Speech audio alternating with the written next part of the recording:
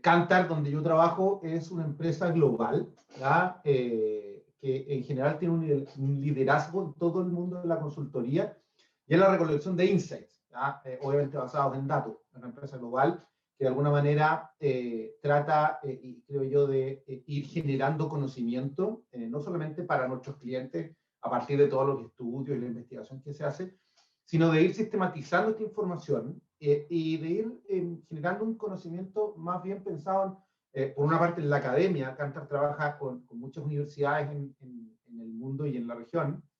Se generan bastantes artículos, bastantes puntos de vista de los líderes de pensamiento. Entonces, hay harto que reflexionar. Nosotros trabajamos mucho con sistematización de información. Se han publicado hasta libros de Kantar sobre el mundo de las marcas, por ejemplo, sobre cómo funciona esa relación con los consumidores. Entonces, por ahí creo que es como bien útil también entender que si quieren profundizar en cosas de lo que hoy día hablamos, seguramente hay material para que lo vayamos conversando, ¿ya? Y bueno, ¿quién soy yo? Un poco Diana ya me presentó. Esa foto me la tomé ayer para que tengo algunas otras donde salgo muy, muy joven, así que para que después no vieran una disonancia tan grande entre la foto y la realidad. Bueno, soy yo, Matías Garber. Yo trabajo en el área de consultoría en estudios de marca, en lo que es la definición de estrategia, pero también en lo que es el monitoreo de esas estrategias. Muchas veces hay que ir viendo por qué se producen ciertas disonancias, y eso es un poco lo que a nosotros nos gusta. Una de las cosas que a mí me gusta de Kantar y de mi trabajo en particular es cuando uno va viendo las diferencias entre lo que uno cree que está haciendo y lo que el consumidor está percibiendo, ¿no? Porque aquí en general trabajamos en base a la percepción de la gente, y la percepción de la gente es algo bastante más complejo de entender de lo que uno cree, ¿no? Y la presentación de hoy día va a estar organizada en estos 4 capítulos, en estos 4 escenarios. Ya vamos a partir entendiendo cómo, ya que estamos hablando de la investigación del siglo XXI, vamos a partir entendiendo cómo se hacen las encuestas hoy día, porque hoy día está complejo hacer encuestas, no es tan fácil como antes. Vamos a reflexionar un poquitito sobre el objetivo de la investigación, el por qué se hace necesaria una investigación, un estudio, una profundización del comportamiento de nuestros consumidores, de dónde surge esa necesidad. Luego, obviamente, si estamos hablando de la investigación del siglo XXI, tenemos que tocar el tema de la velocidad y sobre todo de la tecnología, porque hoy día, obviamente, la tecnología ha ido cambiando un poco también los parámetros de lo que hacemos. Y finalmente, cerrar esto con una mirada también a por qué es importante entender al consumidor y cómo esa comprensión, de alguna u otra manera, nos va a ayudar a ir desarrollando negocios más saludables y sostenibles en el tiempo, e incluso más responsables, ¿no? Así que si les parece, vamos a partir directamente hoy día, o sea, ahora con este primer capítulo sobre cómo se hacen las encuestas hoy en día. Y esto es todo el mundo de hacer encuestas. Uno, cuando está más de lejos, lo mira como algo que se ha hecho siempre igual, algo que funciona más o menos base a lógicas que no cambian, ¿no? Porque cuando hablamos de encuestas, estamos súper acostumbrados al mundo de las encuestas públicas o las encuestas sociales. Estamos súper acostumbrados a lo que vemos hoy día. Bueno, acabamos de salir de un proceso de elecciones, en donde, por ejemplo, la gran discusión que hay hoy día es por qué las encuestas fallaron en todas las predicciones, no solamente en la elección del domingo pasado, sino que en la elección anterior, la de mayo.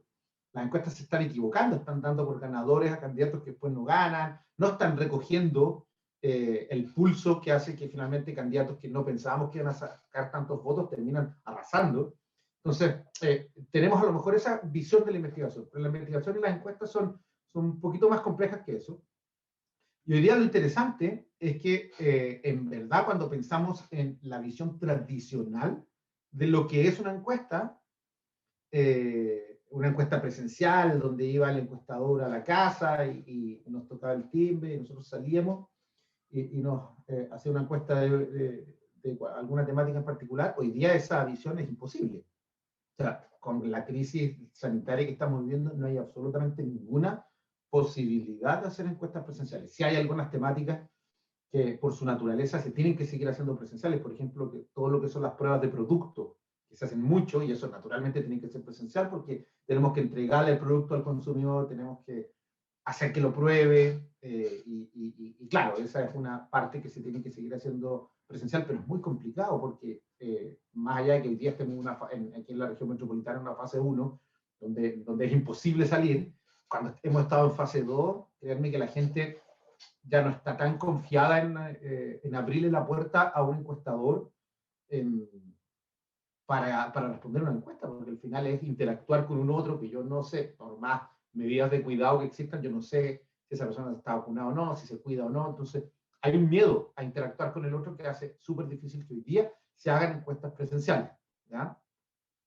Ahora bien, yo la pregunta que les hago en este sentido es, en la prehistoria, es decir, antes de la crisis del COVID, ¿de verdad las encuestas presenciales eran tan confiables? ¿Ya? Confiables me refiero a, era tan fácil hacerlas, y la gente que les respondía, ¿de verdad respondía de una manera efectiva, de una manera sincera y de una manera bien pensada? ¿Mm? ¿Eran tan confiables las encuestas presenciales antes de que se desatara el COVID?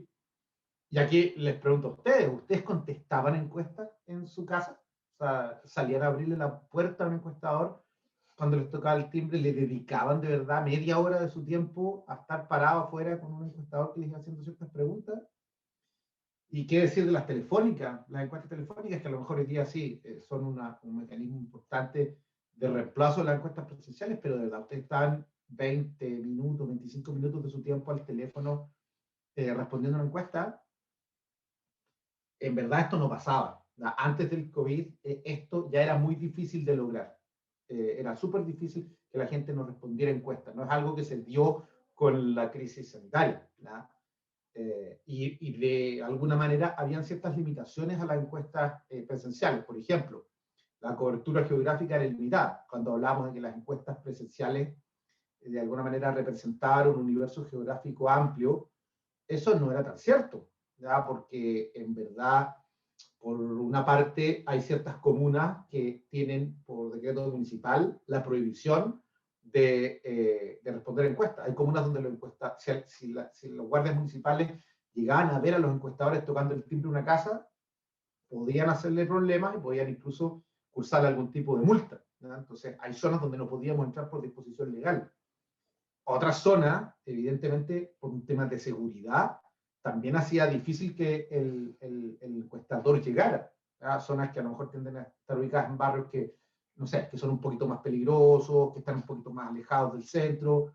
En general eso complicaba mucho el hacer la encuesta, por lo tanto, esta cobertura geográfica en verdad era limitada. Y para qué decir regiones. Por eso las encuestas se hacían todas en Santiago. ¿Ya?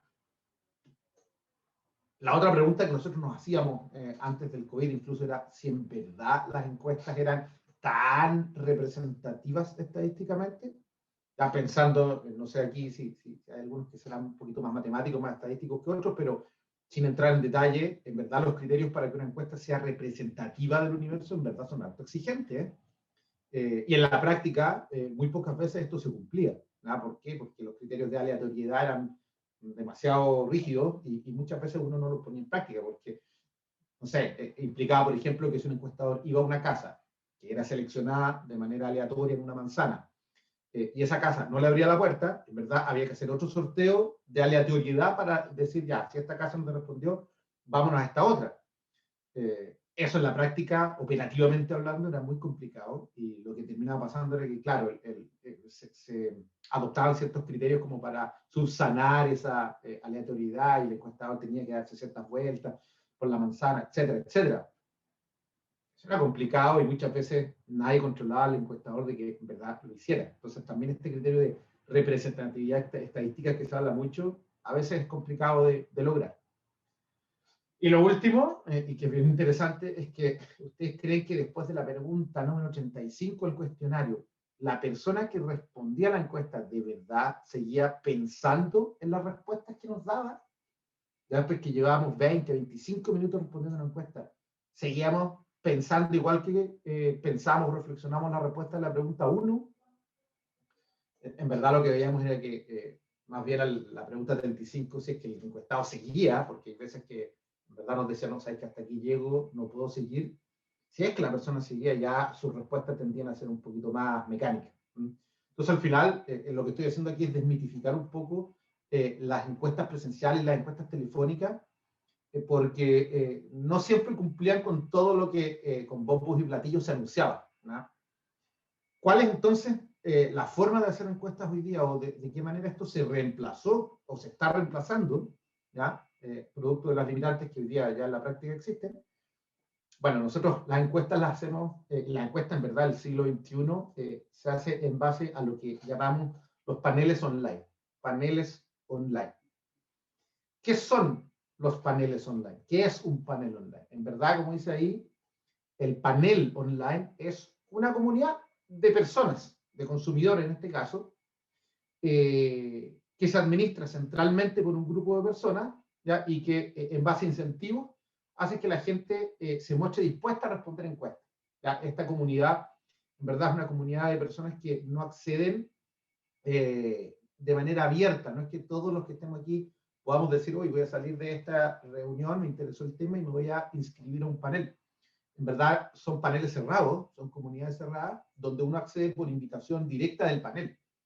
¿Cómo se hace este reclutamiento? Básicamente por alianzas con empresas. Entonces, por ejemplo, la misma Universidad del Desarrollo, yo que soy dueño de un panel, me contacto con ustedes y les digo, mira, a mí me interesa acceder a sus bases de datos, por ejemplo, de alumnos y exalumnos del Magíster en Comunicación, porque los quiero invitar a ser parte de este panel. Entonces ustedes me dicen, ah, pero ¿qué gano yo? Incluso me suena medio raro. Mira, yo te regalo una encuesta de lo que tú quieras, cualquier cosa que tú quieras saber, le hacemos la encuesta, la mandamos por correo a la base de datos, y al final de la encuesta yo les tengo que preguntar, eso sí, si es que quisieran acceder a formar parte de un panel online. Y ahí, independientemente que ustedes me digan que sí o que no, la encuesta queda para ustedes, pero mucha gente me va a decir que sí, que está interesada, y esa gente empieza a formar parte del panel. Y para formar parte del panel, como es una comunidad cerrada, yo tengo que de alguna manera clasificar muy bien a esa persona, porque yo me tengo que asegurar que cuando yo le pida que haga una encuesta, sea esa persona la que responda y no sea el hijo, ya, oye, si hay que responder en esta encuesta, o no sea otra persona de su entorno, ¿ya? Entonces, en ese sentido, los panelistas o los miembros del panel son gente que está perfilada en base, digámoslo así, a características súper específicas de ellos. ¿Y cuál es el valor de estar perfilado más allá de así, los argumentos de calidad en relación a la respuesta que eso nos entrega? Es también que nos permite ir identificando cuáles son los universos que de verdad existen en la población cuando pensamos en hacer algún tipo de estudio. Por ejemplo, voy a decir algo, no sé, un ejemplo nomás. Si yo estoy haciendo un estudio para una marca de comida de perros, mi universo, en verdad, es la gente que tiene perros, ¿ya? En el mundo real, digamos así, en la encuesta física o la encuesta telefónica, yo tengo que gastar parte del tiempo del cuestionario preguntándole a la gente si tiene perros. Si yo hago la encuesta por el panel, no, porque yo ya sé de antemano del total de panelistas cuál es la proporción de gente que tiene perro, y a esa gente yo le envío la encuesta, no a la otra, al que no tiene perro ni lo considero aquí. Le envío la encuesta solamente al que tiene perro. Y eso hace que yo ahorre minutos del cuestionario. No le tengo que preguntar cosas que yo ya sé de él. Y así como yo sé que tiene perro, también sé dónde vive, o sea, en qué región, en qué comuna, sé si es hombre o mujer, sé de qué nivel socioeconómico es, sé cuál es su edad, y algunas otras, si tiene hijos o no, cualquier otras características de estilos de vida que me hacen de alguna manera más simple el ir a buscarlo. Y obviamente los paneles hoy día se gestionan en base a estándares de calidad súper altos. Todos los paneles de alguna manera están bueno, no todos, pero la mayoría, los más grandes, están certificados en base a ciertas normas ISO, que en algunos casos son normas ISO de calidad generales, pero en otros casos son normas ISO que regulan específicamente este mercado de los paneles online, ¿ya?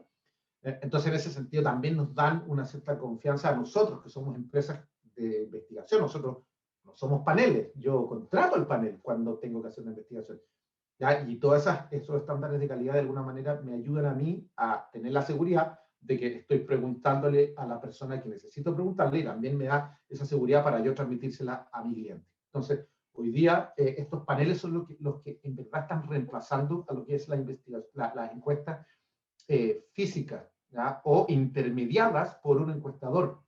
Por eso nosotros técnicamente en el mundo de la investigación a las encuestas en base a panel le llamamos las encuestas online no mediadas por un encuestador, ¿ya?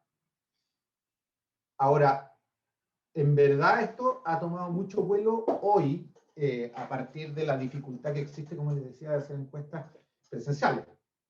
Pero esto es un fenómeno que se venía desarrollando antes y en Kantar, por lo menos, les diría que en 2015 ya empezamos a hacer la mayoría de nuestras encuestas por este sistema, y 2016 ya hacíamos casi el 90% de las encuestas. Hoy día hacemos todas, pero no, ya en 2016 hacemos el 90% de nuestras encuestas a partir de paneles online, ¿ya? O sea, las encuestas autoadministradas. Ahora, hay ventajas, hay un alcance limitado también de esto, tampoco hay que sobreprometer, ¿ya? Una de las grandes ventajas que tiene el aplicar encuestas online o por paneles tiene que ver con la forma en que la gente la responde. Estas encuestas están pensadas, hoy día cada vez más la gente está haciendo todo, no desde el computador, sino que desde el celular. Hoy día ustedes saben que, por ejemplo, el acceso a redes sociales se da en una alta proporción en dispositivos móviles, no tanto en desktop o laptop. Entonces nuestras encuestas tienen que estar de alguna manera pensadas para que la gente la responda por el teléfono, por la tablet y además por el computador. Le llamamos el device agnostic, da lo mismo el dispositivo desde el cual yo quiero responder. Si yo quiero responderla, la voy a poder responder. Entonces, es una gran ventaja porque de alguna manera nos permite acceder a targets que en verdad cara a cara tienden a ser imposibles de acceder, a gente que vive en ciertas zonas, targets un poco más específicos, etc. También nos dan mayor cobertura geográfica, sin ninguna duda. No solamente, obviamente, en el supuesto más obvio que es con este tipo de encuestas podemos hacer, no hay ninguna limitante para circunscribirnos solamente a investigación en Santiago, porque los paneles tienen gente en todo el país, por lo tanto ya no tengo por qué solamente concentrarme en Santiago y hacer como que Santiago fuera Chile. ¿Ya? Hoy día puedo abrirme a investigar en todas las demás zonas del país, pero también si nos concentramos, por ejemplo, en Santiago, tenemos mayor cobertura geográfica, porque como les decía, hay zonas donde presencialmente no se puede acceder y con los paneles en verdad sí se puede, entonces la dispersión geográfica es mayor. También hay mayor velocidad en todo lo que es la gestión y el procesamiento de los datos, porque claro, es distinto cuando yo estoy haciendo una encuesta presencial, me demoro más en el campo y tengo que ir cargando los datos de manera, el encuestador tiene que hacer un proceso para ir cargando los datos a una matriz central. Acá los datos que la gente responde se cargan de manera automática y por lo tanto yo puedo ir monitoreando en tiempo real el avance de la encuesta. Y finalmente, y lo más importante para nosotros, tiene que ver con un tema de calidad. ¿Ya? ¿Por qué?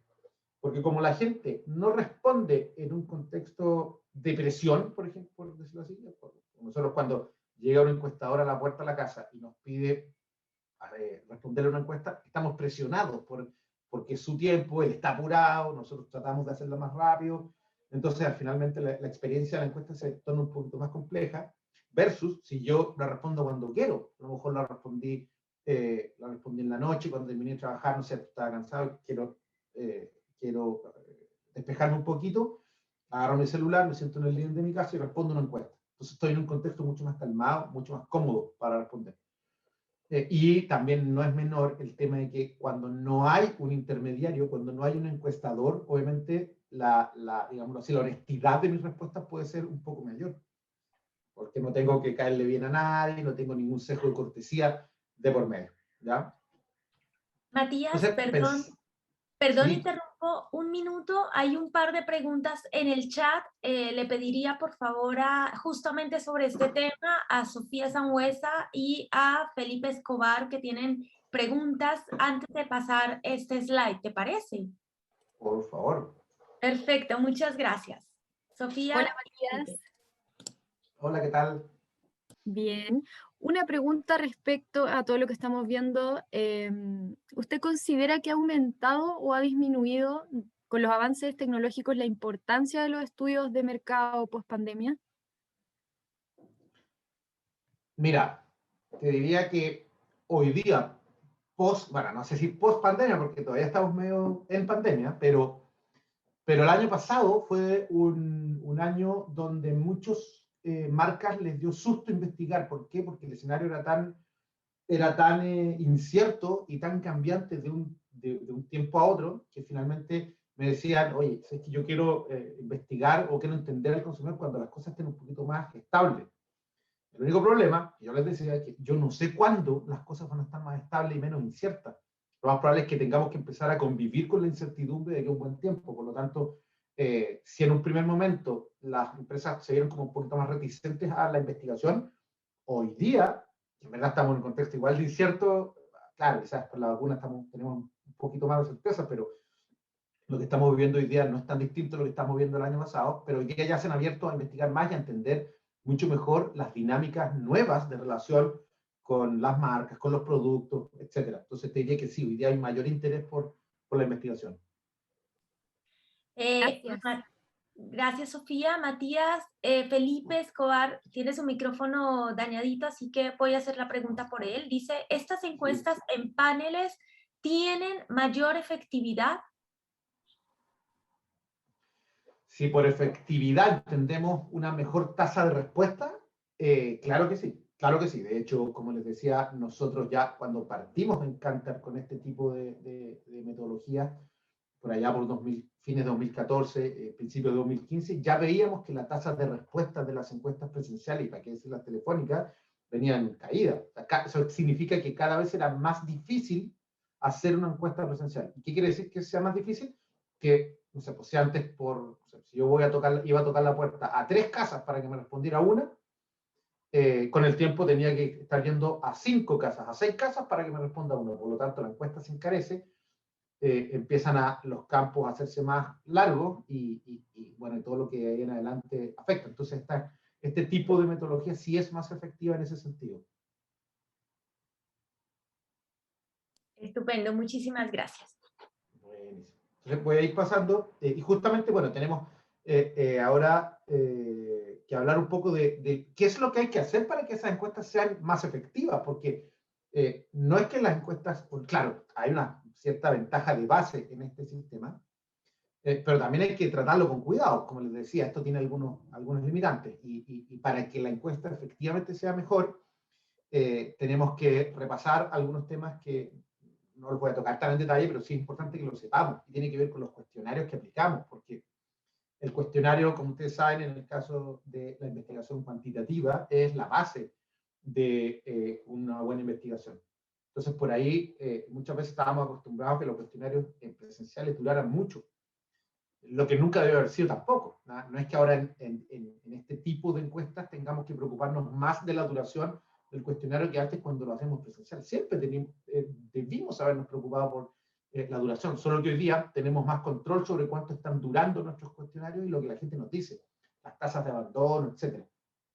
Entonces, como respuesta a esa primera pregunta sobre cuánto debiesen durar un cuestionario, nunca, ojalá debiese durar más de 15 minutos.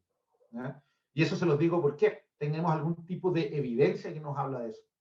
Entonces, les voy a mostrar tres datos que tenemos nosotros. Estos son datos reales nuestros. ¿Ya? A medida que los cuestionarios son más largos, las personas primero se toman menos tiempo en responder. Fíjense que esa curva nos muestra la cantidad de segundos que está en el eje vertical versus el número de las preguntas del cuestionario en el eje horizontal. Entonces, vamos de la pregunta 1, la 2, la 3, la 4, hasta la 43, cuando había. Entonces, claramente, en la medida en que avanza el cuestionario, la gente se toma menos tiempo para responder. Pero fíjense que hay una tremenda caída ahí entre el segundo 7 y el 10, lo que nos dice que la gente empieza a responder de manera quizás más mecánica. ¿No? Y eso es fatal para una encuesta, porque en la medida en que más mecánica sea la respuesta, en algunos casos, menos calidad tiene el dato. ¿Ya? Y como la respuesta es más mecánica, la gente es mucho más propensa a darnos la misma respuesta en todas las preguntas que le damos. Por ejemplo, acá también tenemos los patrones de respuesta, porcentaje, y claro, en el fondo, esto quiere decir la proporción de gente que nos responde la misma alternativa. Entonces, si yo tengo, no sé, dos preguntas que tienen un número de alternativas que va desde totalmente de acuerdo hasta totalmente en desacuerdo, pero nos dicen que en la medida que avanzamos en el cuestionario, la gente me va diciendo totalmente de acuerdo, totalmente de acuerdo, totalmente de acuerdo. Está muy en línea con lo que veíamos arriba, donde hay menos reflexión. La gente empieza a dar la misma respuesta y eso generalmente es complicado. Y lo peor, que es este gráfico, esta es una matriz medio, no se ven los números, no tienen que verse. Lo interesante es entender que cuando vamos viendo la correlación que hay entre las preguntas, esta correlación aumenta mucho en la medida que avanza el cuestionario. Entonces, en la medida que llegamos a las preguntas, no sé, pues las preguntas que están más atrás en el cuestionario, la pregunta 20, la pregunta 30, tiende a tener mucho más correlación la pregunta 20 con la 21, la 21 con la 22, por ejemplo, que la 1 con la 2 o la 2 con la 3. ¿Por qué? Porque la gente empieza a dar la misma respuesta. Entonces, al final, todo esto nos dice que ojalá los cuestionarios sean lo más cortito posible y más enfocado posible para que la respuesta sea de calidad, ¿verdad? Esto lo controlamos mucho mejor con las encuestas online, ¿verdad? Ahora, no solamente importa la duración, ¿verdad? Que es fundamental, pero no solo lo único que importa. También importa cómo mejoramos la experiencia de la persona que responde a la encuesta, ¿verdad? Porque al final uno ve cuestionarios que en el fondo tienden a ser un poquito más, digamos así, tradicionales, donde, no sé, uno, si yo te quiero preguntar algo, por ejemplo, cuál es tu rango de edad, te hago la pregunta y te pongo las alternativas. De esa manera. Entonces, no es que esto sea difícil de contestar, para nada, pero es más fome que si yo lo presento así, por ejemplo. En vez de hacer una pregunta un poco más larga y de darme vueltas y rodeos para decirte, oye, ¿cuál es tu edad? Lo único que quiero usar es eso. Y dar un cierto tipo de interfaz y de respuesta como más atractivo. O por ejemplo, que esto es típico, una pregunta con una escala de respuesta, no sé, pues de 5 puntos o de 4 puntos. Mucho más fácil si yo lo hago de manera como más atractiva, le incluyo logos de las marcas, hago que la gente, en vez de seleccionar una alternativa, vaya arrastrando los logos de las marcas, lo que le llamamos el drag and drop. Entonces, al final, por una parte está la duración del cuestionario, pero por otra es súper importante también tratar de usar la tecnología para ir mejorando la experiencia de respuesta de la encuesta. ¿Ya? Entonces, para ir cerrando este capítulo, es importante quedarnos con ciertos puntos. El primero, al encuestado hay que seguirlo donde esté. ¿Ya? No hay que hacer que él, no hay que hacer que él venga donde yo quiero que responda. O sea, yo tengo que ir donde él esté para que me responda y abordarlo en el momento que él quiera. No lo tengo que obligar a responderme en cierta hora o en cierto escenario. Luego, el contestar una encuesta, a diferencia de lo que todos pensamos, no debería ser fome, no debería ser una experiencia tediosa, no debiera darnos lata, no debería aburrirnos responder una encuesta. El responder una encuesta, en verdad, debiese ser una experiencia donde nos sentimos que tenemos la oportunidad de ser escuchados. Al final es una oportunidad que nos dan las marcas para que nosotros les hablemos, ¿ya? Y eso se nota mucho más, por ejemplo, en las preguntas abiertas, cuando yo no es que le doy alternativas, sino que le pregunto ¿por qué razones te gustó la marca, por decir algo? La gente en este tipo de encuestas online se tiende a explayar más que en el presencial. Y obviamente los cuestionarios, y aquí ligo esto con la segunda temática que vamos a ver, deben concentrarse en la temática que buscamos recoger, ¿no? Deben ser cuestionarios puntuales y acotados, ¿no? Y eso se relaciona con esta segunda temática que yo les decía al principio y tiene que ver con que la investigación es una respuesta ante una pregunta específica. Entonces, una vez que ya entendimos más o menos cómo se hace la encuesta y lo que tenemos que preocuparnos, el siguiente punto que yo les quería mencionar tiene que ver con el por qué hacemos una investigación, por qué surge la necesidad de investigar. Y fíjense que esto va a tener mucha relación con lo que vimos recién sobre lo acotado que debiesen ser los cuestionarios. No sé si a ustedes les ha tocado participar a lo mejor en estas sesiones, en reuniones, en las empresas donde en el fondo surge la necesidad de hacer una investigación, ¿ya? por qué se necesita un estudio de mercado, qué vacío de información hay en la empresa que se necesita cubrir, o incluso qué decisiones pretendemos tomar con el estudio que vamos a impulsar. Cuando uno se hace esta pregunta, por lo menos en la experiencia que uno tiene, en la práctica uno ve que muchas veces este vacío de información o esta necesidad de un estudio proviene fundamentalmente de, no sé, en algún caso el gerente general de la empresa hace una pregunta que nadie es capaz de contestar. Todos nos quedamos sin un chuta. Hay que investigarlo. O, no sé, muchas veces surge la necesidad de investigar porque tenemos que validar una decisión que ya tomamos. O sea, tenemos que validar ex post una decisión que ya hicimos, con el riesgo de que, en verdad, la decisión haya sido equivocada. En muchos casos, la investigación surge porque necesitamos zanjar una disputa entre distintas áreas de la compañía. Lo que uno ve de repente, por ejemplo, entre el área de experiencia y el área de marketing. Uno dice una cosa, el otro dice otra. Bueno, hagamos un estudio para ver bien por dónde va la cosa. Y en muchos casos también esto va de la mano con dudas sobre entender las preferencias del consumidor sobre cierta temática, cierta innovación, cierto packaging nuevo que desarrollamos, etcétera, etcétera. Entonces, lo importante es tener claro cuál es el objetivo, cuál es el vacío de información que se necesita cubrir y sobre todo qué decisiones pretendemos tomar con el estudio, ¿no? Porque si no hacemos eso, en verdad, si no hacemos eso, corremos con el riesgo de que en verdad el estudio termine sirviendo para todo. ¿Ya? Y en verdad cuando el estudio sirve para todo, y en ese sentido queremos preguntar de todo, el estudio pierde foco, pierde accionabilidad y termina en muchas ocasiones no sirviendo para nada. Entonces no sé si ustedes han estado en escenarios donde uno ya tomamos la decisión de que tenemos que hacer un estudio. ¿Por qué? Porque surgió una necesidad particular y por una parte llega alguien de un equipo y nos dice, oye, aprovechemos y preguntemos a la gente si le gustó el comercial que sacamos al aire. Pues viene alguien más nos dice, oye, si le metemos una pregunta de conocimiento para ver cuál es el nivel de awareness que tiene nuestra marca. Otra persona por allá nos va a decir, oye, aprovecha de meterle la recomendación porque tenemos que ver el NPS del producto. Oye, la semana pasada cambiamos el packaging, ¿les gustará el empaque nuevo?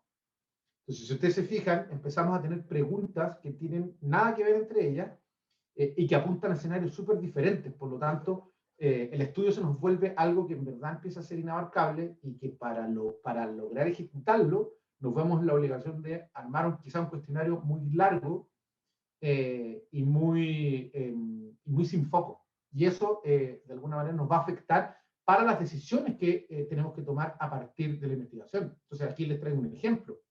¿Ya? Mati, nosotros recogemos... Perdona que ¿Sí? interrumpa 2 segundos. Sí. Cristian Calvetti está levantando la mano y creo que es en Sí. relación a lo que acabas de mencionar. Sí, hola, buen día. No, era Hola. solamente para compartir la experiencia. Si bien es cierto, este tipo de encuesta, o por lo menos el planteamiento básico, se hace para conocer consumidores dentro del mercado. En mi experiencia tiene que ver con contratar servicios de encuestas para ver la admisibilidad de proyectos, derechamente.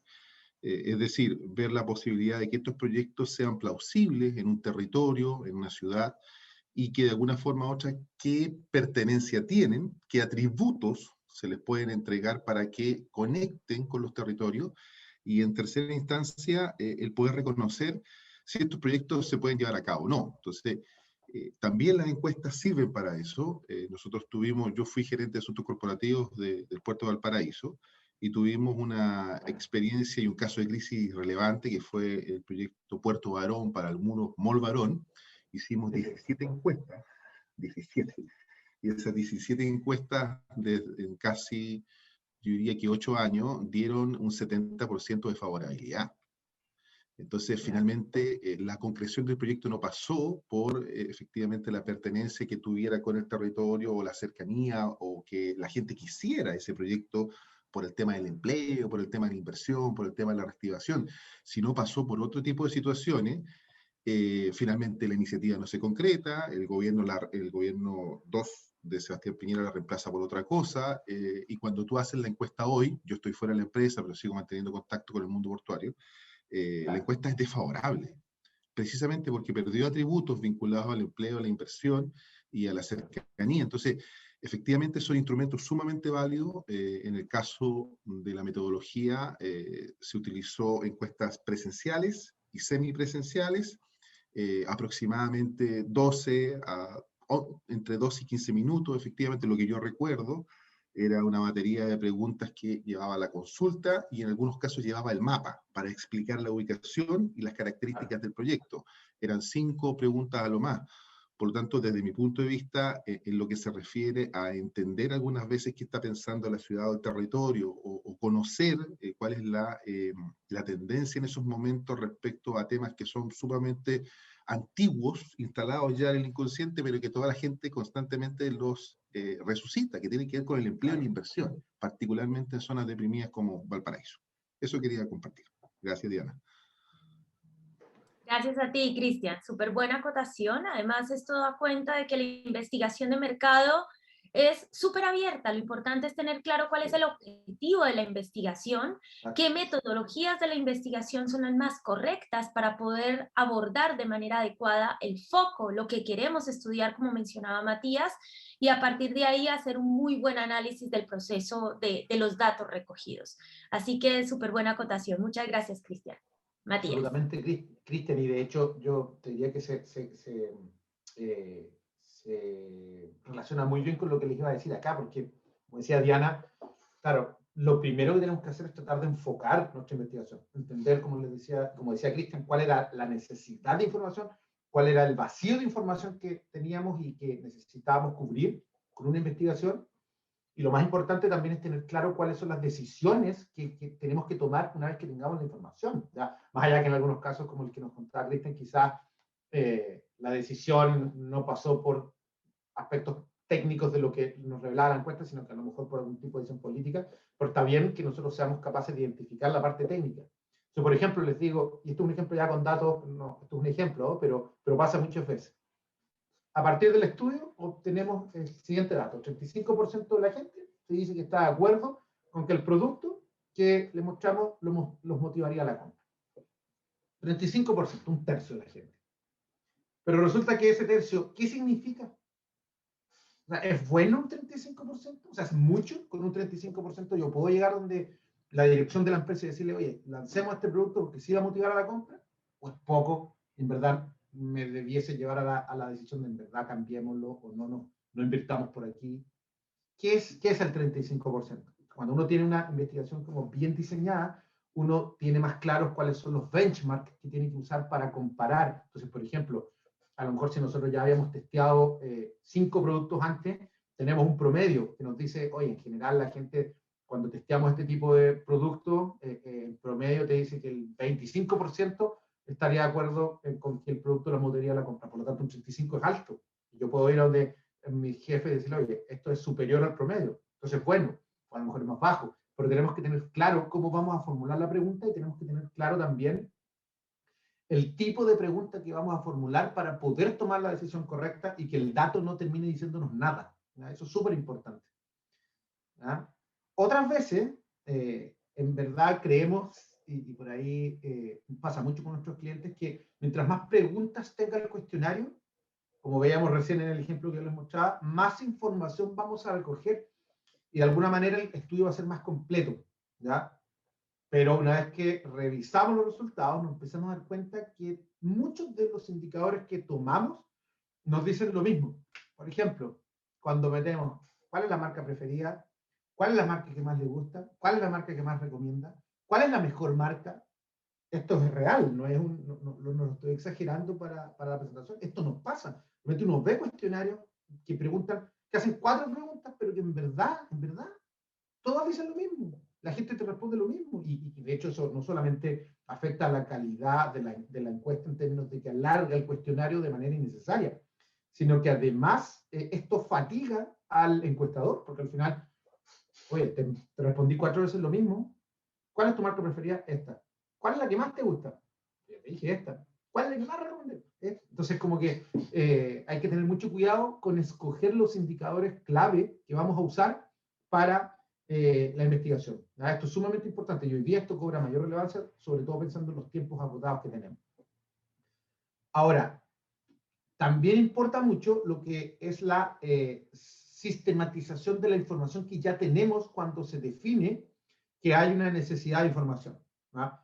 Por eso, antes de definir y de tomar la decisión de que necesitamos un estudio, ¿por qué no miramos para adentro mejor y vemos bien, bueno, qué indicadores tenemos nosotros sin necesidad de aplicar una investigación que de alguna manera nos podrían ayudar a responder ese vacío de información? Entonces, muchas veces la pregunta que da origen a la investigación se puede responder con información que ya tenemos. A nosotros, por ejemplo, en Kantar nos toca muchas veces, claro, esto no nos conviene porque muchas veces perdemos estudios, pero si un cliente me pide, oye, yo necesito hacer esto, necesito investigar tal cosa, por tal razón, y uno empieza a ver con él cuál es la información que tiene disponible, se da cuenta que ya tenemos respuestas para muchas de sus preguntas. Por ejemplo, información dura de mercado, la composición del mercado, cuáles son la evolución de las ventas del mercado por tier, ¿ya? La cantidad de productos que la gente compra por cada ocasión de compra, la frecuencia, o sea, cada cuánto va a comprar y en qué lugares está comprando, la penetración por tipo de producto. Al final uno se da cuenta que esta necesidad de información que era grande, con la información que ya tienen disponible los clientes, se va reduciendo y hace que a lo mejor yo tenga que aplicar un cuestionario de 3, 4, 5 preguntas y complementando la información con lo que ellos ya tienen, se puede llegar a algo de mejor calidad y a dar una respuesta quizás más holística, que lo vamos a tocar un poquito más adelante. Por eso, finalmente, antes de decidir, de tomar la decisión de que hay que hacer un estudio, tenemos que ser súper claros con la información que ya tenemos, porque muchas veces esa información está no solamente en datos de mercado, sino que, por ejemplo, en nuestra base de datos, nosotros conocemos bien a nuestros clientes, por lo tanto, podemos ahí responder ciertas preguntas. Muchas veces las bases de reclamo nos dicen demasiado, más allá que sea un consumidor que a veces está enojado, pero nos dice demasiado de lo que necesitamos entender, de lo que nos piden. Y ahí de repente uno aplica Analytics, que es tecnología realmente, y nos permite obtener insights súper potentes. La cantidad de visitas a los sitios web, lo que nos dicen los consumidores en las redes sociales. O sea, hoy día finalmente tenemos más información que nunca para ir tomando decisiones. Y muchas veces esa información es la que tenemos que ocupar antes de tomar la decisión de aplicar una investigación, o nos permite ir definiendo mejor el scope de la investigación. Pues al final la investigación debe estar guiada por una necesidad o un vacío real de información. Cuando hemos mirado para adentro, nos damos cuenta que de verdad no podemos responder a esa pregunta con la información que tenemos, es el momento de tomar la decisión de aplicar una investigación. Esta investigación o este estudio debe estar no solamente diseñado en términos metodológicos, como decía Diana hace un ratito, de manera correcta, sino que además debe estar confeccionado de tal manera de que de verdad nos ayude a obtener la información que nosotros necesitamos y que nos ayude a tomar las decisiones que tenemos que tomar, que las preguntas que apliquemos sean las correctas, que tengamos benchmark para poder comparar, etcétera, ¿no? Y de alguna manera, hay que ser súper claro, la investigación no es una excusa para aprovechar de preguntar todo a los consumidores. Porque en la medida en que los fatigamos con preguntas de todo, vamos obteniendo información que en verdad es información que va perdiendo la calidad, ¿no? Y nos va llevando a tomar decisiones que no necesariamente son las mejores decisiones dada la pregunta que teníamos, ¿no? Entonces, en ese sentido, y ya nos vamos acercando a un tema de insights, ya nos vamos acercando a un tema ya de definición, enfocar, qué es lo que tengo que responder. Y Matías, perdón sí, que interrumpa, siempre interrumpo, pero porque veo que no puedes ver no veo. las preguntas, así que perfecto.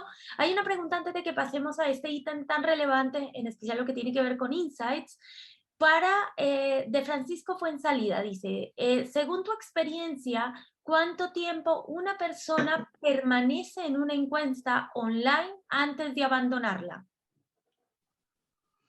Mira, eso en general es relativo. Lo que yo les decía al principio, nosotros no recomendamos un cuestionario que dure más de 15 minutos, porque a partir de los 15 minutos la gente se empieza a fatigar y empieza a abandonar la encuesta. Hay veces donde hay cuestionarios que por su naturaleza tienden a ser un poquito más largos, pero como les digo, uno sabe que los puede hacer más cortitos. Nuestra experiencia es que ojalá no más de 15 minutos, porque a los 15 minutos, más de 15 minutos hace que la gente ya empiece a responderte mal, o incluso que las tasas de abandono empiecen a crecer. Entonces yo te diría que 15 minutos es como, obviamente 15 minutos puede ser 16, puede ser 14, o sea, es como un promedio, pero por ahí más o menos debe ser nuestro norte, siempre.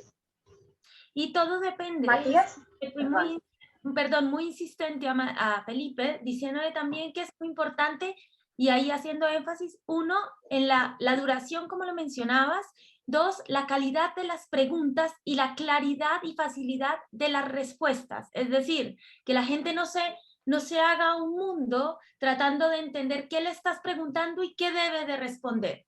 Cuando la pregunta es clara y las posibilidades de respuesta también lo son, la tasa de abandono obviamente es menor. Es menor. Perfecto. Habían otras preguntas. Cristian volvió a levantar la mano y había una antes de Cristian. Sí, yo. De Carla. Si quería, no sé si tienes alguna parámetro de la cantidad de preguntas que se pueden hacer en 15 minutos, porque si son todas preguntas, por ejemplo, de desarrollo o de selección múltiple, me imagino que varía. ¿Tiene alguna como parámetro de eso? Mira, no tengo parámetros porque no hay una recomendación sobre cantidad de preguntas. Obviamente hay que tener cierto criterio para no bombardear de preguntas tampoco en 15 minutos. Tampoco tenemos mucho en 15 minutos, te da un espacio relativamente razonable para aplicarse estas preguntas. Claramente las preguntas abiertas, que son aquellas donde la gente, en este caso, tiene que escribir una respuesta, sea lo que ellos quieren, cuál es tu opinión de, o qué es, son preguntas que toman más tiempo y que muchas veces tienden a entregarnos información menos accionable. Vaya que uno piense que hay mayor riqueza porque la gente puede responder lo que quiera. Muchas veces tenemos que cuidar mucho la formulación de esas preguntas para que sean lo más enfocada posible, ¿ya? Y que la gente nos responda lo que de verdad nosotros queremos que nos responda. Ese tipo de preguntas tiende a ser un poquito más largas, la gente se demora más porque tiene que escribir, tiene que pensar, pero en general, no sé, estoy hablando de, ojalá, no sé, que te dure un minuto acá, un poquito menos. Yo creo que te alcanzaría para más de 15 preguntas en un cuestionario de 15 minutos. No creo que más de 20, pero más de 15 sí. No tengo el dato exacto. Perfecto. Cristian había levantado nuevamente la mano. Solo, Matías, para hacer una consulta, tiene que ver con que el contexto hoy, a propósito de la pandemia, que estamos viviendo prácticamente en un mundo digital, hay una saturación desde mi punto de vista, quizás por el perfil, por el target que yo tengo, puede ser. Efectivamente llega mucha encuesta y en segundo término estamos constantemente bombardeados por cuestionarios. Entonces, claro, se produce una saturación de encuestas y de respuestas y de cruce y de determinaciones para diversos mercados. Y en segundo término, algunas veces, no algunas veces. Quiero decir que constantemente es cuestionado el instrumento de encuestas y lo hemos visto. Hoy día son memes, CADEM, por ejemplo, en redes sociales y otras encuestas también. Entonces, ¿cómo se hace el match respecto a lo que está pasando pandemia, lo que efectivamente hoy día la gente entiende por encuesta, que durante estos últimos 5 o 6 años diría que ha sido bastante desprestigiado, porque han llegado tarde a la foto o no han cuadrado la foto justo, entendiendo que esto es una película? Entonces, ¿cómo las encuestas, si bien es cierto, cumplen con el objetivo de informar, sacar datos, cómo se validan con esos públicos también? Porque hay gente que en algún punto seguramente va a empezar a decir, ¿para qué voy a concretar una encuesta si finalmente no consigo nada o en su defecto no me representa? ¿Cómo va ese match? ¿Cómo va ese proceso? Pensando además en esta lógica de caja que estamos, que es pandemia. Súper buena pregunta, Cristian. Súper buena pregunta. Mira, yo lo primero que te diría es que esa situación tiende a cubrirse un poco con esta forma de hacer encuestas que yo les contaba recién, que es sobre paneles online. Cuando yo hago una encuesta sobre un panel online, en el fondo estoy entrevistando a una persona que está dispuesta a responder encuestas. Por algo, de alguna manera, participa de este panel. ¿Ya? Obviamente hay un incentivo detrás. Ellos van acumulando puntos y canjean ciertas cosas, ¿ya? Cuando acumulan puntos por responder encuestas. Y obviamente, si la encuesta si dura 15 minutos, ganan más puntos que si la encuesta dura 10 o 7. Entonces, eso va generando un incentivo a que ellos respondan. Ahora, creo que el punto que tú tocaste es súper importante en el sentido de la saturación. Los paneles cuidan mucho que no lleguemos al punto donde se empiecen a formar, entre comillas, profesionales de responder encuestas. Gente que ya se sabe de memoria lo que tú le vayas a preguntar y ya te lo responde y te sesga de alguna manera los resultados. Ellos cuidan mucho eso, que no pase eso. Entonces, la gente que responde una encuesta hoy día, por ejemplo, yo respondo una encuesta hoy día para una categoría de telecomunicaciones, por decir algo. Esa persona queda imposibilitada de volver a responder encuestas de aquí a 3 meses. O sea, si yo respondo una encuesta hoy día en el panel, por lo menos desde el panel no me va a llegar ninguna invitación a responder encuestas de aquí a 3 meses. Y de la categoría no me va a llegar una invitación a responder encuestas de aquí a 6 meses o a 1 año.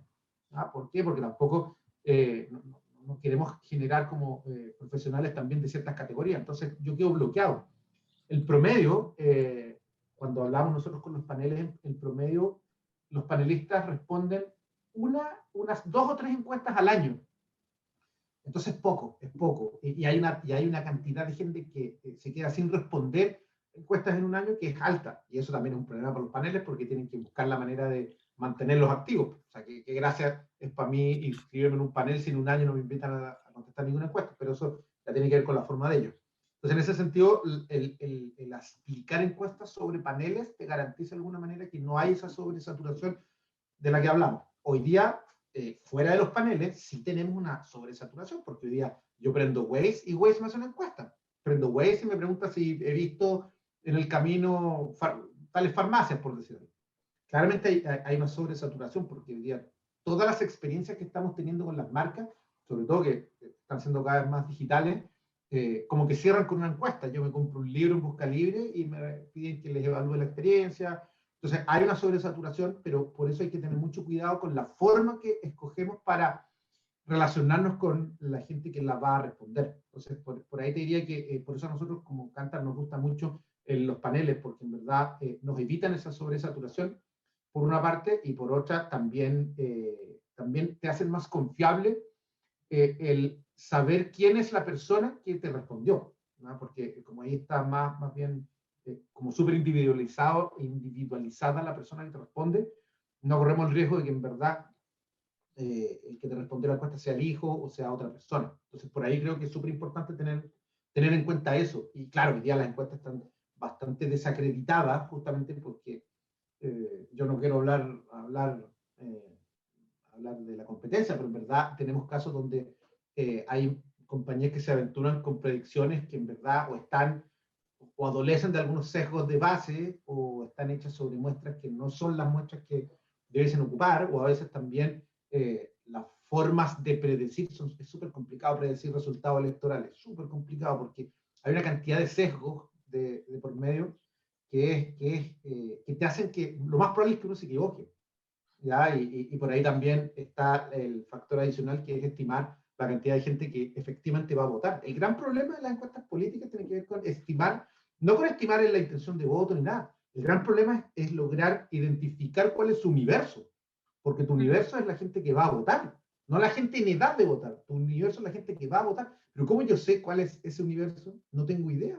Y generalmente lo que pasa es que terminan sobreestimando ese universo y te dicen que pues, para la elección del domingo pasado todos sabían que iba a votar menos gente que para la de mayo, pero todos decían sobre el 30%.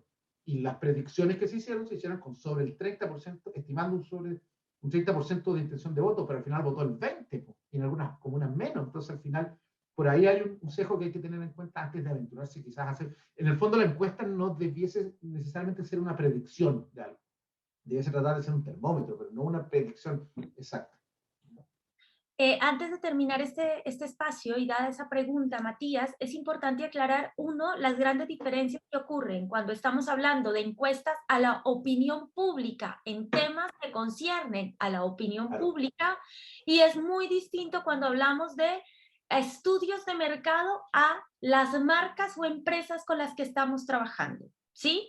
¿Por qué? Porque hay un tema de motivaciones diferentes. Y cuando hablamos de estudios a las marcas con las que estamos, sin dudarlo, también es complicado llegar, pero también es clave, por ejemplo, abordar las comunidades de marca. Cuando yo tengo una buena comunidad de marca establecida, es muy importante, a la gente le gusta ser parte de la construcción de la marca, le gusta ser parte de sentirse involucrado en los lanzamientos de nuevos productos, sentirse involucrado en la co-creación de nuevos productos, en el análisis y en el avance de una innovación incremental o disruptiva en caso de distintas marcas, y por lo tanto ahí la vocación de participar en este tipo de investigaciones o en este tipo de encuestas, o si es más cualitativo, en entrevistas en profundidad, focus group o demás, es distinta. Entonces, cuando hablamos de opinión pública, cambia radicalmente la vocación o el gusto de la gente por participar en este tipo de escenarios. ¿Sí? Absolutamente, sí. Bueno, si les parece, voy a avanzar un poquito con este otro capítulo que tiene que ver con cómo usamos la velocidad y la tecnología.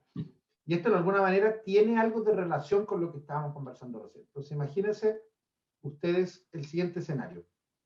Yo tengo un mayo, por decir algo, donde parecía que el comercio estaba abierto, donde varias comunas estaban en fase 1, pero también otras estaban en fase 2, por lo tanto había más libertades de movilidad, los malls estaban abiertos y como vimos por ahí, los malls estaban llenos, ¿ya? Es una situación que apuntaba ojalá a un espacio un poquito más de normalidad. Pero seguramente vamos a tener un junio donde la región metropolitana completa está en cuarentena y donde la restricción a la movilidad incluso se están pensando profundizar, ¿ya? Tenemos 2 meses que implican situaciones súper distintas. O sea, una cuarentena es algo es un escenario totalmente distinto al escenario de mayor apertura, ¿ya? En términos de la relación con las marcas, en términos de cómo yo compro, ¿ya? ¿Qué estoy dispuesto a comprar online o qué no, etc. Entonces es un escenario súper distinto a un escenario de apertura. ¿Qué pasa cuando yo tengo un traqueo mensual, por ejemplo, o cuando yo hago un estudio? Claro, lo más probable es que yo llegue en el mes 2, es decir, en junio, a dar los resultados del mes 1. O sea, decirte, mira, en mayo la gente estaba feliz porque salía a comprar, bla, bla, bla. Y la gente que tiene que tomar decisiones, ¿qué me va a decir? Oye, pero ya está súper bien, pero ¿qué hago ahora? Porque el escenario que tú me estás describiendo ya no existe. El escenario cambió y hoy día yo tengo que tomar decisiones pensando en un escenario de cuarentena, no en un contexto de apertura. Entonces, los datos están desfasados. Sí, me sirven para entender bien cómo estaba yo el mes pasado, pero cuando yo digo, bueno, ¿y qué decisiones tomo? Este tipo de desfase en la contingencia de la información se hace cada vez más relevante al momento de tomar decisiones, porque estamos en un escenario cada vez más cambiante, ¿ya? Entonces, hoy día la tecnología sí nos permite ir obteniendo resultados, entre comillas, en tiempo real. No es en tiempo real en muchos casos, pero sí semanalmente o quincenalmente, ¿ya? Hoy día sí podemos ir actualizando la información con más celeridad, porque en verdad las cosas están cambiando muy rápido, ¿ya? Muy rápido. No podemos darnos el lujo de ir tomando decisiones con información del mes pasado o con información obsoleta, ¿ya? Mucha de nuestra fuerte información, de alguna manera, que no son encuestas, que no son estudios, sí nos permiten una interacción en tiempo real con los consumidores, ¿ya? Por ejemplo, lo que hablábamos recién, las plataformas ¿cómo se llama? De la experiencia de cliente, las redes sociales, los canales de reclamo, etc. Entonces, hoy día, si uno tiene que ir usando la tecnología para ir creando, nosotros en el caso de Kantar trabajamos mucho con dashboard, que vamos actualizando semanalmente para ciertos clientes, donde ellos van tomando decisiones sobre comunicación, sobre decisiones de inversión en medios, decisiones de negocio, a partir de información que van mirando al momento. Incluso hoy día nosotros tenemos la posibilidad de generar un sistema de alertas donde yo le puedo alertar con un mensaje al celular del gerente de marketing de la marca X, que, no sé, pues tal indicador que es central para impulsar ventas, está cayendo mucho, o cayó a un nivel más bajo del que nunca había tenido. Podemos generar alertas semanales, y eso también, si bien en algunos casos se vuelve un poco también difícil de manejar porque hay demasiada información para tomar decisiones como contingentes, en otros casos se agradece porque los mercados están cambiando bastante rápido. Tomamos decisiones todos los días. Necesitamos información actualizada y contingente. Hoy día estamos en un contexto en donde las cosas están cambiando con una rapidez que en verdad antes no habíamos visto. Y la tecnología sí nos permite mayor velocidad en recolectar la información. O sea, hoy día no hay excusa para que se nos dé el escenario que les mostraba, donde estamos en junio mostrando datos de mayo. Ahora, y aquí hay un punto súper relevante y que Diana lo tocaba recién con harta claridad. La velocidad en la toma de decisiones no puede implicar abandonar los insights. No podemos sacrificar insights por la mayor rapidez, ¿ya?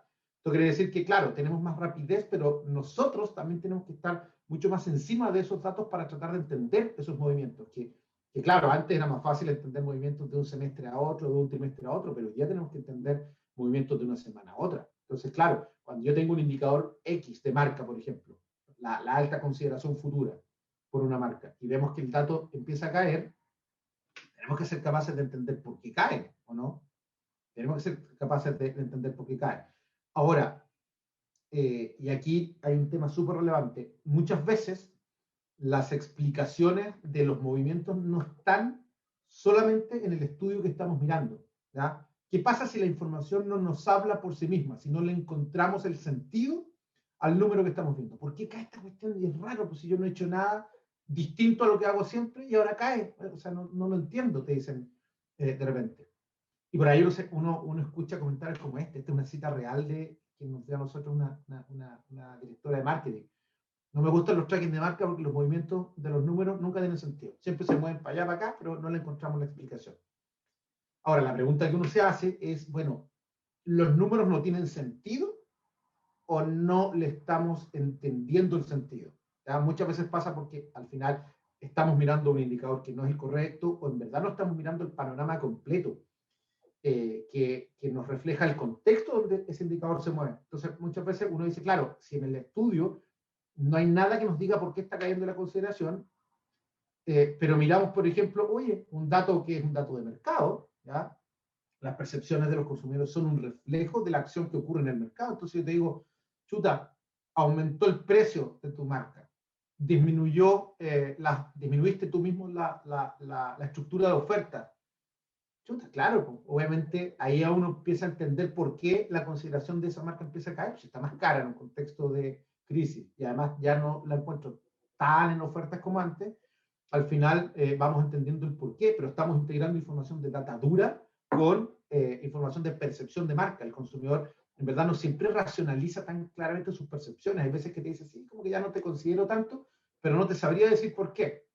Claro, el por qué está en acciones que tú tomaste y que no forman parte del resultado del estudio, ¿ya? Entonces tenemos que acompañar la lectura de un estudio con datos duros del negocio, ¿ya? Con datos de contexto que nos ayuden a ir entendiendo el por qué un número cae o no. Entonces, al final, acá empezamos a trabajar con lo que se llama la integración. O sea, la investigación no debiese vivir solita, el estudio no debiese explicarse por sí mismo, debiese ser capaz de explicarse en el contexto con información adicional que de alguna manera va a ayudarnos a entender el por qué ocurren ciertas percepciones de los consumidores. Entonces, la investigación tradicional sí se preocupaba de explicar un fenómeno a partir del mismo estudio, ¿ah? Para lo cual, en verdad, teníamos que buscar y rebuscar explicaciones de los datos y nos cabeceábamos y nos pasábamos mucho tiempo mirando, chuta, cuáles son las diferencias en este segmento, qué pasa entre hombres versus mujeres, qué pasa entre jóvenes versus adultos, qué pasa entre el C1, C2 versus el C3D. Empezamos a mirar mucho ahí, empezamos a hacer cruces, es que a lo mejor esto tiene que ver con una percepción de menor calidad entre la gente que es consumidor habitual de tal marca. Empezamos a filtrar datos y en el fondo lo que hacíamos era de alguna manera ir destinando más tiempo a mirar adentro del estudio que a mirar afuera, ¿ya? Y muchas veces la respuesta a las preguntas de investigación estaban fuera. Entonces la investigación del futuro integra información de distintas fuentes. No podemos quedarnos solamente con lo que nos dice el mismo estudio, pensando que además tenemos menos tiempo como para hacer todas esas explicaciones que uno buscaba antes. A lo mejor tenía ahí una semana, 2 semanas para analizar los datos. Hoy día es menos tiempo, por lo tanto tenemos que tener una mirada completa. Por ejemplo, en Kantar tenemos un modelo donde trabajamos mucho con Analytics, ¿ya? Entonces, es como una plataforma que le llamamos las apps de Analytics, que nos ayudan a integrar información de 3 fuentes distintas. Fuentes, bueno, obviamente lo que es marca o lo que es opinión del consumidor, estudio, que es el B en este caso, el A, que es actividades de inversión en marketing, Y el C, que es datos de mercado, participación de mercado, venta, volumen, penetración, el indicador que sea. Entonces nosotros podemos ir relacionando esas tres dimensiones para ir entendiendo finalmente, bueno, qué tan correlacionadas están las distintas, no sé, métricas de equity de marca con la inversión, qué tanto afecta el equity una mayor o menor inversión en medio, y qué tanto afecta el negocio una mayor o menor inversión en medio. Entonces al final uno va mirando un resultado que nos permite establecer tendencias y sobre todo nos permite proyectar escenarios, ¿verdad? Anticiparnos a lo que va a pasar. Entonces uno dice, mira, por ejemplo, si yo invierto el segundo semestre un 15% menos en comunicación de lo que invertí el primer semestre, yo ya sé cuánto debiesen moverse los indicadores de marca y por ende sé cuánto debiesen moverse los indicadores de venta, por ejemplo. Entonces esto es solo un ejemplo de cómo hay que ir relacionando o integrando información en esta era donde vamos mirando datos mucho más rápido que antes. No sé si hasta aquí hay alguna pregunta. ¿No? Estamos pasados. No sé hasta qué hora tenemos, Diana, porque este es el último capítulo que me queda. Perfecto, como para ir ¿Sí? terminando y dejando Sí. a los chicos, pero súper bien. Muchas gracias, Walter. Perfecto. Ya, entonces, al final, el insight no lo podemos perder. El insight no lo podemos sacrificar por la velocidad. Y eso tiene mucho que ver con que entender bien al consumidor nos va a ayudar, como les decía al principio, a tener un negocio más saludable, sostenible y más responsable en el tiempo. Y para esto, en verdad, nosotros como que tenemos una visión de que la marca es lo central en este contexto, porque la marca refleja la percepción que tiene el consumidor de lo que ve sobre una compañía. La marca es lo que simboliza la compañía a ojos del consumidor. Es un conjunto de asociaciones que la gente tiene en su mente cuando piensa en una compañía. Eso es una marca, es algo que vive en la cabeza del consumidor, ¿ya? Ahora, lo que sabemos es que, primero, esas asociaciones se pueden gestionar. Nosotros no deberíamos dejar a que la gente piense lo que quiera de nuestra marca. Nosotros deberíamos definir qué es lo que queremos que la gente piense y trabajar para que esas asociaciones sean las que vayan construyéndose en la mente de la gente, ¿ya? ¿Por qué? Porque sabemos que cierto tipo de asociaciones van a inclinar con más fuerza a los consumidores a comprar cierta marca en vez de otra, ¿ya? Es decir, y aquí es el concepto central, es que cierto tipo de asociación va a impulsar la predisposición de los consumidores a comprar una marca en vez de otra. Entonces, la tarea de los responsables de marca finalmente es ir dirigiendo ese tipo de asociaciones que vamos evocando hacia esos aspectos que sabemos que van a impulsar la predisposición, ¿ya? Y esto en el negocio es importante, ¿no? Porque primero tenemos que conocer al consumidor para entender cuáles son esas asociaciones, esas percepciones que tienen sobre nuestra marca. Pero es importante conocerlo porque de alguna manera esto nos va a, digámoslo así, a construir una estructura de ventas que va a ser un poco más sana y eficiente que si no conociéramos a estas percepciones del consumidor. Entonces imaginémonos que estamos frente al mercado X, cualquier mercado, ¿ya? Ese es el azul, está el tamaño completo del mercado y tenemos a la marca Y que se lleva una proporción grande de ese mercado, un market share importante. Súper bien, es una marca que está saludable porque vende mucho, ¿ya? Pero imagínense, ya que estábamos hablando del concepto de la predisposición, que esas asociaciones que tanto nos predisponían a comprar una marca en vez de otra, imagínense que nosotros armamos un share de predisposición, así como armamos un share de mercado que nos habla de la conducta real del consumidor, qué marcas se está comprando y cuáles no. Vamos a armar un share de predisposición que nos va a permitir entender qué marcas debiera comprar el consumidor si esa decisión solamente dependiera de las asociaciones que están dando vuelta en su cabeza. Entonces vamos a ver que ese share de predisposición de esa misma marca ahí, en algún punto va a coincidir con el share de mercado y en algunos puntos no. Fíjense que hay dos extremos donde no coinciden.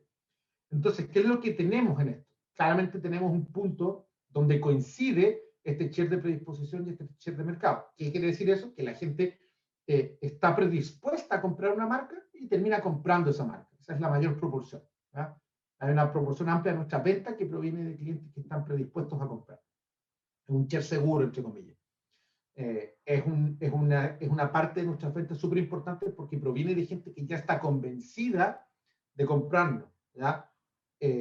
Por lo tanto, seguramente gente que tiene una cierta relación con nuestra marca y que, por ejemplo, nos va a aguantar mejor si en algún periodo tenemos que subir un poquito los precios es gente que va a estar menos atenta o menos pendiente de las activaciones que haga la competencia para tratar de convencernos de comprarlos a ellos. Es un consumidor más leal. Entonces eso va a ser súper importante porque en la medida en que nuestras ventas provengan en una gran mayoría de clientes predispuestos, quiere decir que tenemos una venta que es un poquito más segura.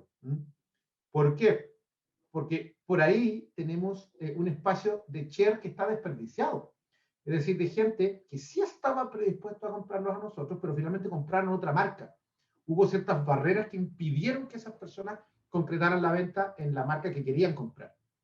¿Ya? Eso es importante porque en verdad estamos hablando de share de plata, de dinero que en verdad no llegó a nuestra billetera, pero que debería haber llegado. Y por otro lado tenemos un share ganado, ¿ya? Es decir, venta, o sea, es bueno porque hay gente que nos compró, pero venta que proviene de gente que en verdad está predispuesta a comprar a otra marca. Es gente que a lo mejor es más leal a otra marca. Por lo tanto, implica que para nosotros convencerlos de comprarnos, tuvimos que incurrir en ciertos gastos, en cierta inversión. Inversión de tiempo, de la fuerza de venta, sacrificando márgenes, por ejemplo, para bajarle los precios, promociones, ¿no? O sea, es una venta que es venta, pero no es una venta tan saludable como la del cliente que está predispuesto a comprar. Entonces, el gran desafío hoy día es ir identificando primero la estructura de nuestras ventas, qué proporción viene de cada cual de estos segmentos, y segundo, ir entendiendo al consumidor para ir tratando de potenciar esta predisposición hacia nosotros, ¿verdad? Tratar de que nuestras ventas en su mayoría provenga de gente que está predispuesta a nosotros, y eso tenemos que hacerlo en distintos puntos, ¿verdad? Entender bien cuáles son las dinámicas del mercado para entender qué es lo que nos está incrementando la predisposición. Nosotros encanta, no me voy a gastar mucho tiempo un poco porque es el marco teórico de Kantar y que nos dice que las marcas que generan una alta predisposición es porque esas asociaciones que constituyen el posicionamiento se estructuran en base a estas tres dimensiones: la significancia que representa el vínculo emocional o un vínculo quizá un poquito más funcional, la diferenciación, que nos habla de cuál es la recepción de la propuesta de valor, ¿ya? La diferenciación es interesante porque yo me puedo diferenciar porque ofrezco algo único, pero también porque en verdad soy el que establece las tendencias en la categoría, y este concepto de saliencia que nos habla del nivel de conocimiento, de la presencia mental. Muchas veces la presencia mental tiene mucho que ver con cómo nosotros estamos resolviendo ciertas necesidades más allá de solamente con comunicar o mandarnos a conocer en el punto de venta, ¿ya? Pero todo esto se va construyendo en distintos puntos de interacción del consumidor con la marca. No se da solamente en términos de la experiencia o de la comunicación. Primero, claramente, hay una estrategia marcaria detrás que nos va a permitir entender si eso que estamos construyendo inclina o no inclina la predisposición hacia nosotros. Ya esas asociaciones se van construyendo, pero también se van construyendo a partir de lo que comunicamos, no solamente en televisión y en digital hoy día. Los procesos de comunicación son más bien integrales, que es lo que somos nosotros, de alguna manera también se va a ver reflejado en lo que hablamos, ¿verdad? Entonces, la comunicación también va a ser un punto de interacción con nuestro consumidor que tenemos que entender. Lo que es desarrollo de innovación, porque nos va a ir hablando de cómo las marcas se van adecuando a lo que el consumidor necesita, y sobre todo en un contexto como el de hoy, que es sumamente cambiante, donde las necesidades de alguna manera están evolucionando. Obviamente, la optimización de medios. Hoy día los consumidores también hay que entender su consumo de medios, que también está cambiando. Hoy día la gente está viendo, hoy día, claro, veníamos de un proceso donde estábamos viendo menos televisión, hasta que empezamos con un sistema de cuarentenas que hace que la tele esté prendida más tiempo que antes, la gente sí esté más expuesta a la televisión. Estamos en un contexto donde pasamos mucho tiempo, no sé, en redes sociales, donde a veces las marcas, y retomando lo que hablábamos hace un ratito, nos saturan de mensajes, nos saturan de publicidad, y eso también hay que entenderlo. La gestión de la satisfacción de nuestros clientes, eso también es un mundo. Esto no es algo solamente transaccional de mirar el NPS y ver por qué la gente nos recomendaría o no, sino que entender más en profundidad cuál es la relación desde la experiencia que están generando con las marcas, y finalmente conocer al shopper en sus distintas dinámicas de conducta de compra, ¿ya? Canales, medios, etc. El e-commerce que está fundamental hoy día, etc. Entonces, finalmente, y para cerrar, el conocimiento del consumidor y la gestión de una marca en verdad son un activo que impulsa el crecimiento del negocio. A nosotros no solamente nos importa que la gente nos quiera, no somos marcas que nacimos para ser queridas, somos marcas que nacimos porque tenemos una misión de negocio detrás y necesitamos entender al consumidor para ofrecerle lo que el consumidor quiere. Es muy importante en este sentido estar conscientes lo más posible de lo que queremos que nuestras marcas sean, de lo que queremos que nuestras marcas evoquen, y aunque no lo crean, hay muchas marcas que no están tan conscientes de eso, y el posicionamiento de una marca, las asociaciones que genera nuestra marca, son un reflejo de lo que hacemos en distintos puntos de contacto con nuestros consumidores, que tenemos que ir entendiéndolos bien, ¿ya? Para que nuestra marca respire lo que nosotros queremos que respire. Eso es por mi lado. No sé si les queda alguna pregunta, comentario. Yo sé que nos pasamos del tiempo. No, pero estuvo súper bien. ¿Alguien tiene alguna pregunta, algún comentario en relación a la presentación de Matías? ¿Todo quedó claro? Voy a tener para poder verlos. Súper. No, Matías, muchísimas gracias. Creo que fue una excelente introducción a esto que está pasando con la investigación de mercados. Creo que es un insumo valiosísimo, relevante para cada uno de nosotros, máxime en el área en el que estamos, que es comunicaciones estratégicas, marketing y negocios como tal. Así que un agrado poder compartir contigo este espacio, que nos cedieras tu tiempo, que todos los alumnos pudiesen estar y compartir con nosotros la mañana de hoy. Así que muchísimas gracias por este espacio y por abrirnos esta puerta tan importante que tiene que ver con el conocimiento, con la inteligencia del mercado, con saber recabar y entender esos datos para poder tomar decisiones que realmente sean importantes y consistentes con lo que está pasando con el mercado actual. No, muchas gracias a ti, Diana, y a todos por el tiempo que me destinaron, por el tiempo que me dieron para poder compartir esto con ustedes, y por supuesto quedo pendiente y atento a lo que necesiten, si es que les interesa profundizar en algo, ahí por intermedio tuyo, Diana, y vamos conversando. Así que gracias a ustedes por el espacio. Gracias de verdad a ti y gracias de verdad a todos por conectarse en esta mañana y compartir con nosotros. Que tengan una muy feliz mañana, un excelente día y nos seguimos viendo. Un abrazo fuerte para todos.